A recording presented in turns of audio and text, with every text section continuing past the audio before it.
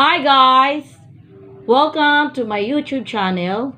Don't forget to subscribe, share, likes, and watch this video. This will help you a lot in order you to pass any kind of examination, whether it's an engineering board examination, math teacher's major, college entrance test, whether it's a math contest, UP college entrance test, PUP, DOST, Ateneo de Manila University, and all kinds of examination for scholarship. Thank you very much to all my subscribers in the international world, especially in the part of Japan, Ireland, United States of America, and even also in other countries. Don't skip any video here. Take note, you don't have to be in a only focus in a difficult question, but also focus in basic, average, and difficult. So let's try to proceed in our problem 111. Okay, take note. This is my video number 12. What is the second derivative of y is equals to 3x cubed minus 2x squared plus 3x? So again, let's proceed for our next problem and we will compute for the second derivative. Okay. The second derivative for yx cubed times 3x, we know that y 3x cubed minus 2x squared plus 3x times the d's of x. And at the same time, if we will derivative this one, we need to subtract all the exponent by 1 and multiply this one. So this will be 3 times 3 is, we have 3 times 3 is 9 times squared, and 2 times 2 is 4x plus 3. This is the first derivative. This is not yet finished. And the second derivative is 18x. This will become 0 minus 4. This is already the second derivative. Take note, 18x minus 4. So the answer is none of the above. Why? Don't be confused here. This is raised to the exponent. Take note.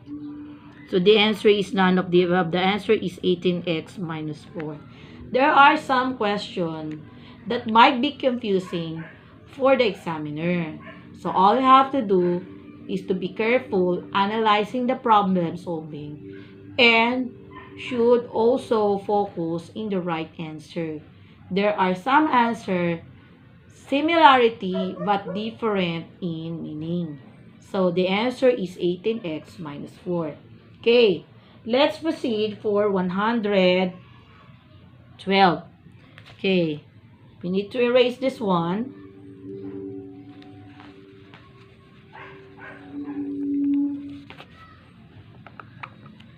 Okay, 112. Where is our 112? 112. Okay, 112. The hour hand of a clock is 2.5 inches long. Find the speed of the tip of the hour hand. A, 1.402 inch hour. B, 1.309 inch hour. C, 1.23 inch hour. D, 1.24 inch hour. So again, let's proceed for the next answer. If we will have this one. So first, you need to get the inch hour. or the speed. So which will be the solution if this is the given? First, we need to get what is a speed. Okay, we need to have the radius times the angle theta. And we know that the angle theta is 360 over 180 times the pi. Why? If you will analyze the clock has a rotation of 360. And then after that, our radius is 2.5 inches long. So we need 2.5 and then substitute 360 over 180 times pi. And the answer is, so you need to press the calculator, 360 divided by 180 times pi times 2.5. The answer is 15.71 inches. Right? And then after that, if you will look for the speed or the correct speed or the velocity, we had speed over time. So V and 15.71 inch divided by the 12. What is 12? If you will rotate for the R, take note, in one rotation for the clock, it is 12 hours. From 1 o'clock to 12 o'clock. So you need to divide this by R. Okay. And the answer for the inch R or the speed, the tip of inch R is, if you will divide directly to your calculator, if you're a math and engineering, so the answer is 1.309. So V, 1.309 inch R. So the answer is letter B. Take note, letter B. Okay, let's proceed for 113.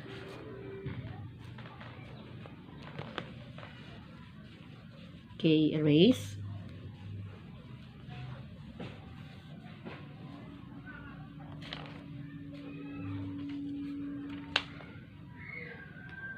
MCMX CVII is Roman numeral. Take note, there are some instances that we know for the Roman numeral. What is Roman numeral, guys? Sometimes we use it in a chapter or in a thesis.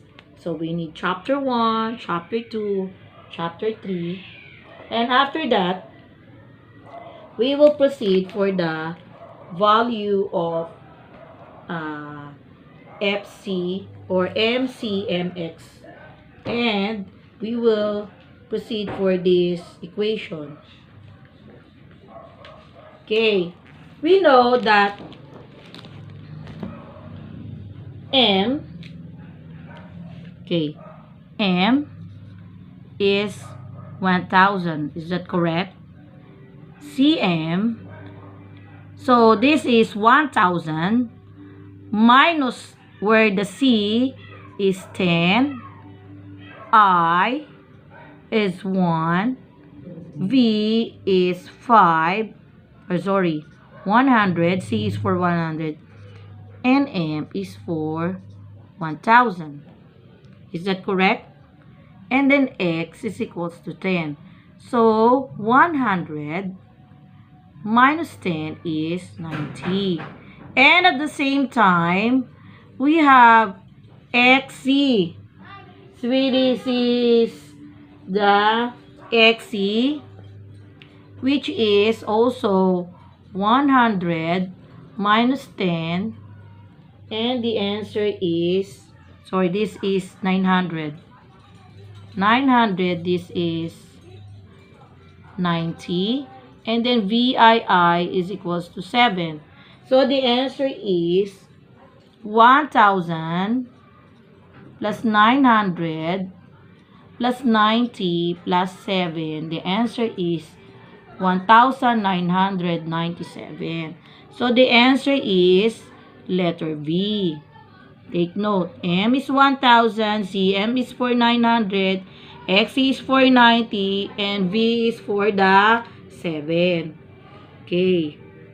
Let's proceed for 112. Let's proceed for 114. This is 114. Okay, this is already my 114. And we will continue our topic. 114. What is the sum of the progression 4, 9, 14 up to the 20th term? So, guys, we know that sum of the progression. And we know that the sum of progression, we have the formula for S n over 2 times the first term plus n minus 1 times the common difference. So we know that our A1 is 4. Is that correct? And our common difference, if you will subtract 9 minus 4 is 5. Is that correct? 9 minus 4 is equals to 5. 14 minus 9 is 5. 9 minus 4 is 5. So our common difference is 5. And our n is the 20th term.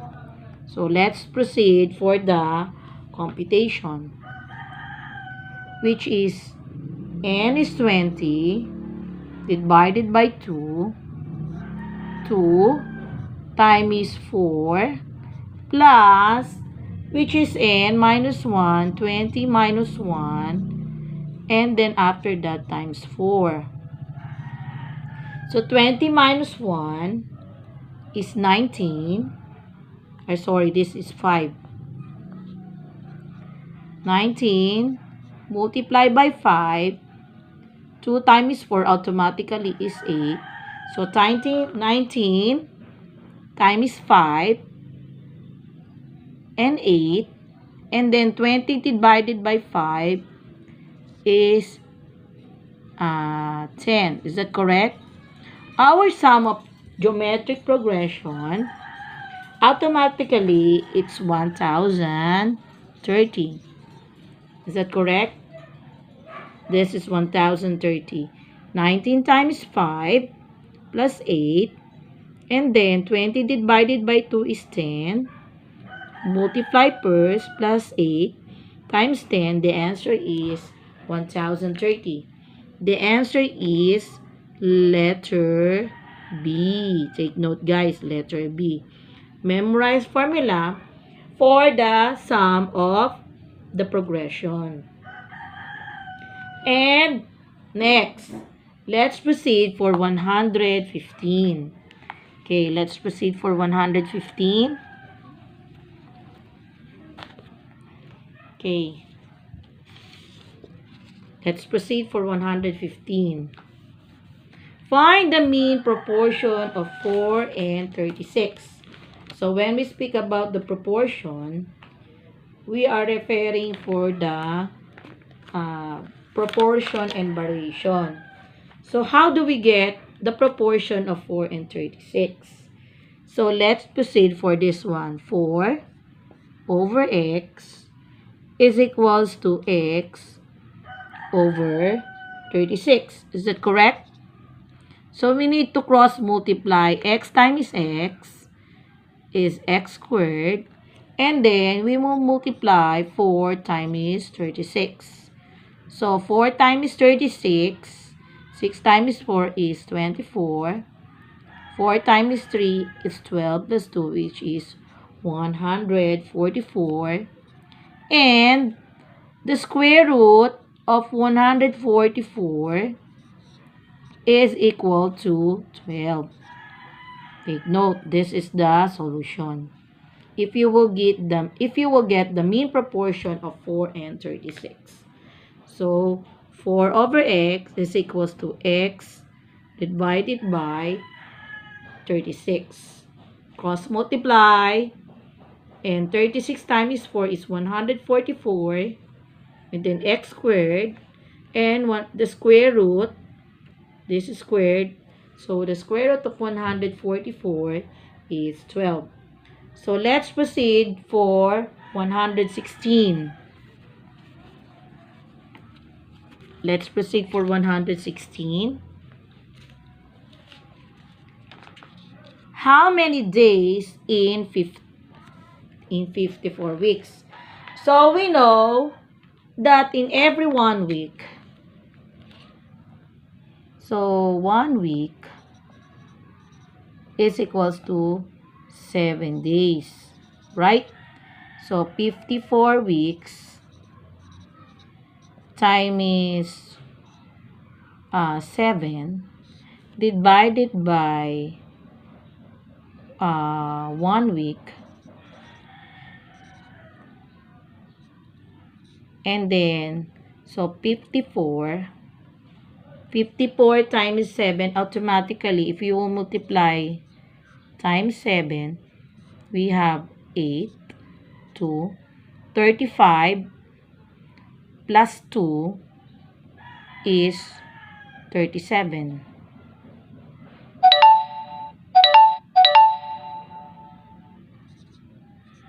Okay.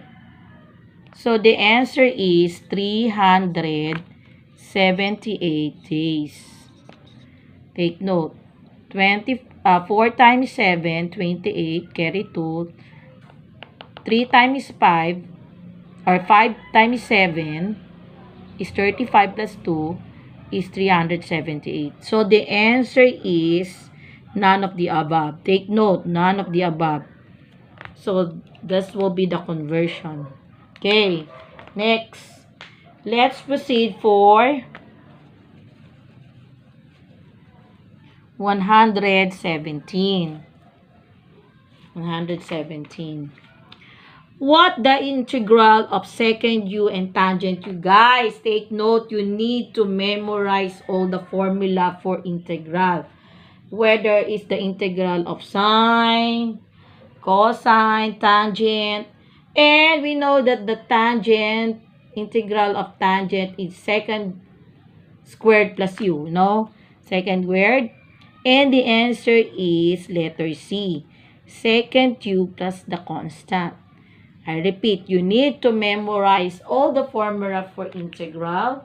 Integral of sine, cosine, tangent, cotangent, and so on. You need to first memorize all this one. But the answer is letter C, directly. Okay, 118. What is the integral x to the 8 minus 4 x cubed minus x? We know that the integral calculus is the opposite of differential. In differential, we need to subtract the exponent.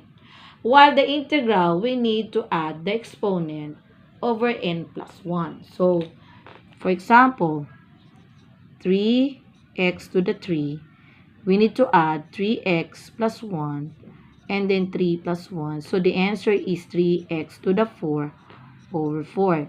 Simple example, just like. So, let's try to proceed this equation.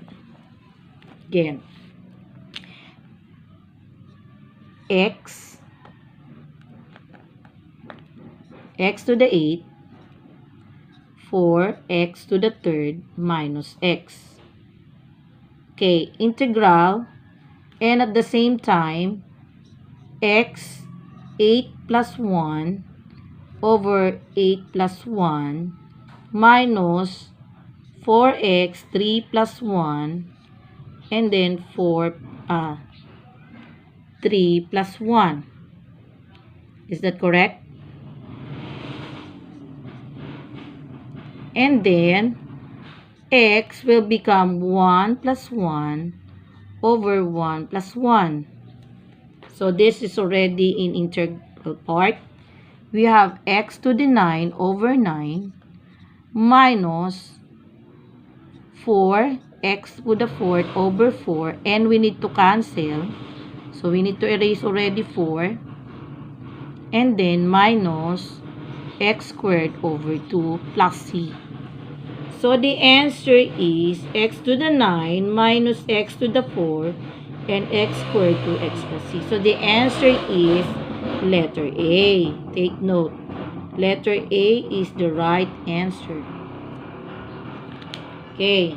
Let's proceed for 119. Okay. Let's proceed for 119.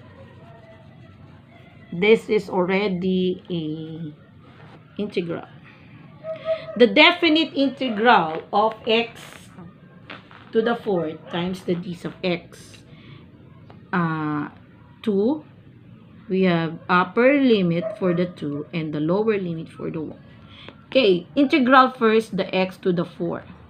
Automatically, this will become plus 1, 4 plus 1. Is that correct? So, the answer is x to the 5 over 5. Okay, erase this one again. And we know that the integral for another one is x to the 5 over x to the 5. And let's substitute for the 2. So, 2 to the 5th over 5. And then 1 to the 5 over 5. Substitute the upper limb in the lower. So, 2 to the 5.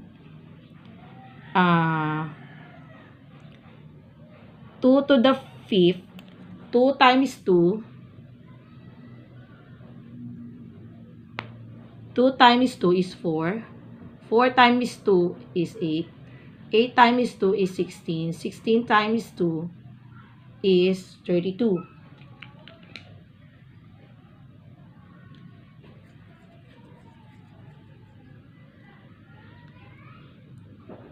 Is that correct? So, 32. 32 over 5. And then 1 squared will be automatically 1 over 5. And if we will subtract, the answer is 31 over 5. So, the answer for our indefinite integral is letter C. Is that correct? 2 to the 5 is 32 over 5. And then 1 to the 5th is 1 over 5. So, 32 minus 1 is 31. The same LCD. So, the answer is 31 over 5. The answer is letter C. Okay. Let's proceed for 120. Let's proceed for 120. Okay. Okay, let's proceed for 120. This is already continuation. Find the measure of each angle of a regular hexagon if the sum of the degree measures of each angle is 720. So, I repeat. Find the measure of each angle of a regular hexagon if the sum of the degree measures each angle is 720. Okay. We know that the hexagon has a 6 sides. Hexagon has a 6 sides. So, if we will draw the hexagon, 1, 2, 3, 4, 5, and then 6. This is already the hexagon. And we look for the measure or the sum degree measure if the angle is 720. So, we know that x is the side. And then, after that, 6x is equals to 720. Then, we will proceed for the value of x. And the answer is 120. So, x, 720 divided by 6 we have, this is already 1 times 6, 6, 12, 2, this is 12, 0, 0. The answer is 120 degrees. So the answer is 120 degrees. The answer is letter B. So for number 120, the answer is letter B. So this is already our problem. Okay. Let's proceed for 121. Problem 121.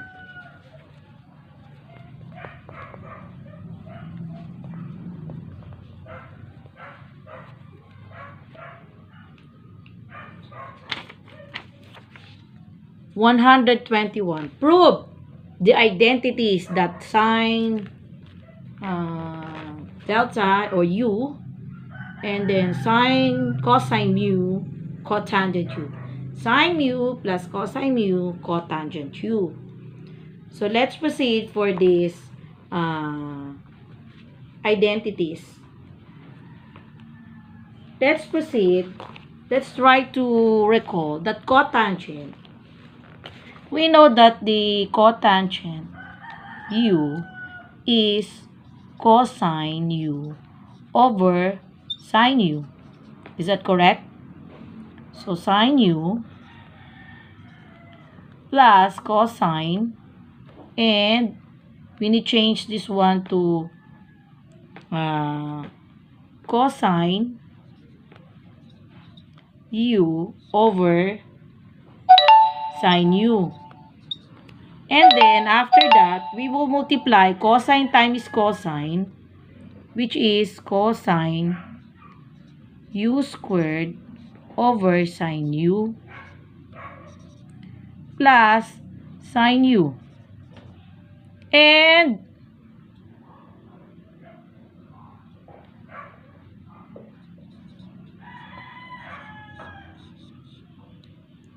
then after that, this is already 1 LCD. And after that, we will proceed for sine u.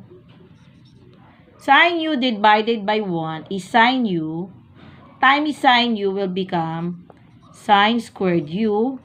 And then sine u divided by sine u will be cosine u. Is that correct?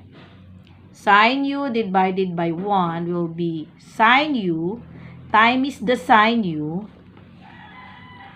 Okay, sine u multiply by this one. This will be sine squared u, cosine squared u.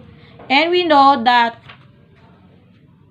there is a value for sine u squared u plus cosine squared u is equals to 1. So we replace this one as 1 sine u.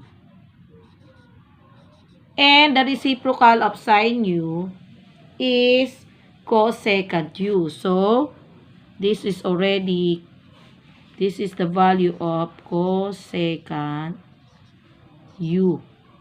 So the answer is letter B. Take note, letter B for the answer. Is that correct? So this is already proving identities. I repeat, cotangent change to cosine over sine, and then cosine times cosine, cosine squared over sine u, equivalent to 1. And then the LCD, sine u divided by 1 will be sine u times sine u will be sine squared. And then sine u divided by sine u is 1 times cosine u. Sine squared times cosine squared u. We will change to 1 over sine u. The answer is cosine u. Okay.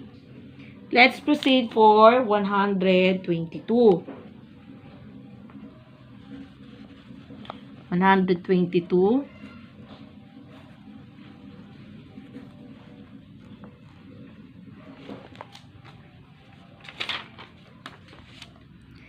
8 students spend the following number minutes traveling to their houses to school. 8 students spend to the following number minutes traveling from their houses to school. So, we know this is the formula 1 over 8, summation of 8, I, or the interval is equals to 1, and x will be the I. How do we answer this one? So, again, if our number given is 15, 45, 50, 25, 30, 35, 20, and 40, we need to add 15 plus 45 plus 50 plus 25 plus 30 plus 20 plus 40. So this is our x of 1, x of 2, x of 3, x of 4, x of 5, x of 6, x of 7. So ulit 1, 2, 3, 4, 5, 6, 7. So this is already our 1 over 8. So if we will get this one, 15 plus 45 plus 50 plus 25 plus 30 plus 20 plus 40, the answer is 260 divided by 8, and the answer is 32.5. Okay, the answer is 32.5. Okay, so I think you know how to divide the decimal places. So let's proceed. And the answer is letter B. Take note, the answer is letter B. 123. Let's proceed for 123.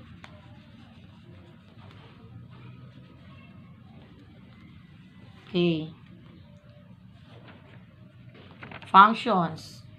Given function of x squared minus 6x, and g of x, 3x minus 7, what is the function f plus g times the quantity of x?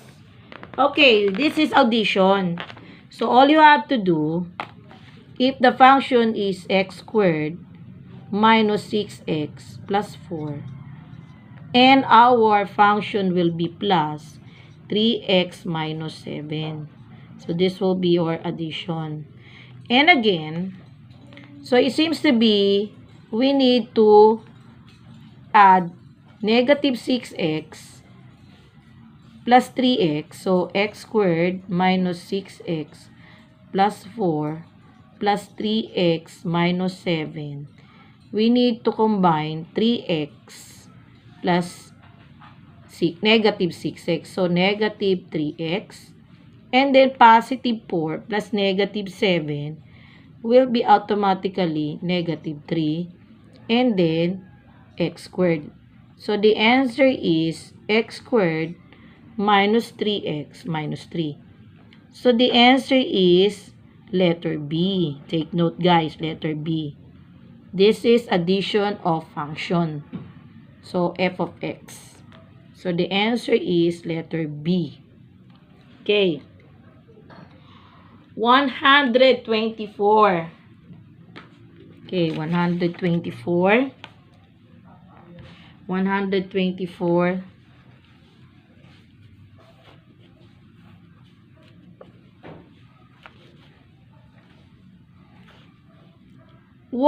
Find the value of x if the equation is 3x minus 14 is equals to x minus 2.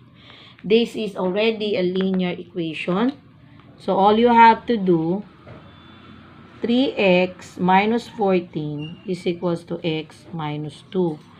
And then, 3x minus x is equals to negative 2 plus 14. Is that correct?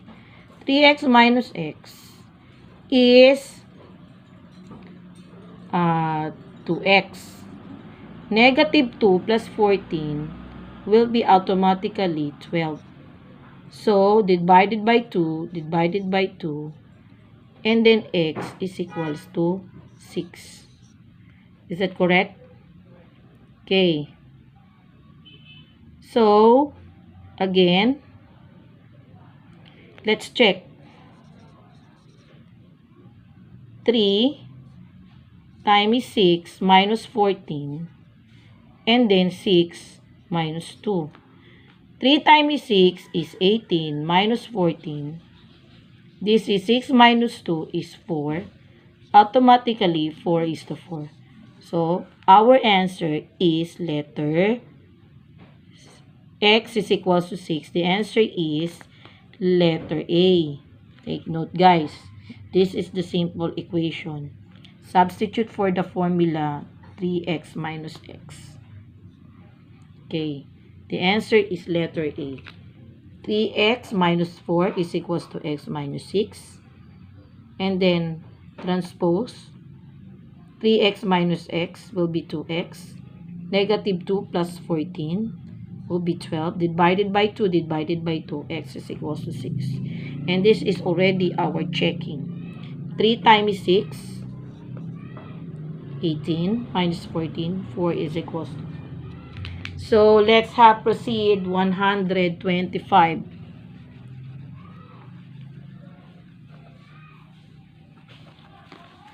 125. Let's proceed for 125. This is already